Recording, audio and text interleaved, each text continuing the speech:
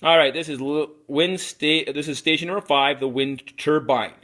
What I want to make sure is that the blades, you're very careful with them, and they stay on this lab table. Where the lab will be taking part over there, and we already have the two-blader hooked up. You're going to have to take that two-blader off at some time, but it'll be explained a little bit later. Okay, well, you're at this station. If you see there's a lot of cords around here, it's very important that you watch your feet. Don't knock over any of the cords. The entire side of the room is plugged in right back here. If you look at this power strip, this is where the power for your fan is going to be.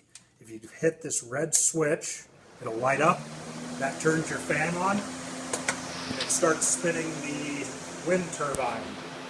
For the fan, make sure that you always keep your hands on the sides, never in front, never behind. If you catch anybody with their fingers in the fans, you won't be able to do this station. So if you notice, while I raise the fan up to the level of the wind turbine, it starts turning faster. You can move it to the side, you can move it to the other side. That's up to you, how you want to do that. And inside the turbine here is a motor with wires connected, and these wires run to this wheel. There's a piece of tape on here, and what you're going to do is count the number of rotations if that wheel starts going around. And you'll also notice that there is a multimeter, so you need to measure the output from this motor, from the wind turbine, in millivolts. So I'll show you on the dial here. You're going to need to go to the left. You need to turn it. Right now we're on volts.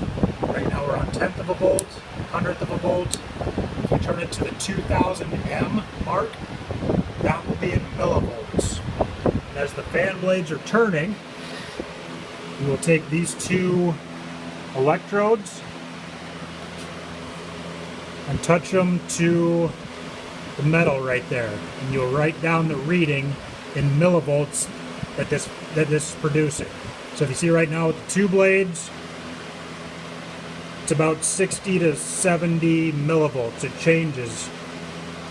Now, if you take the connectors, just for the fun of it, try connecting up the opposite way, and you'll see that sign is no longer negative. So it is positive. If you should flip that way.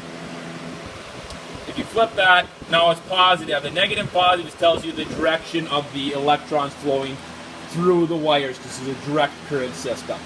And when you're done, make sure that you turn the meter back to the off position. Turn the fan off. Turn the fan off with the red switch. And then when you go to switch blades, these are pretty delicate, so carefully slide that blade off. Set it over here on the green table and go to your next one, the 3 blade. And then you'll do the same thing with the 4 blades. So you slide that in there and you'll do the same thing. Also, what you're going to do is when the fan is off and the blades are turning, you're trying to get this to turn right here and count the turns. I want you to actually turn this with your finger, and when there's a blade on there, watch what happens to the blade right here. You're turning it and you can see the blade starts moving. So the question you got to answer is, why can, when the blade is moving here, the tire does not turn with the 2, whereas when I turn this, that blade turns. Also, hook up your multimeter at the same time that you are turning the wheel to see what kind of energy or voltage is being produced. If you need any help with this, call me or Cameron over.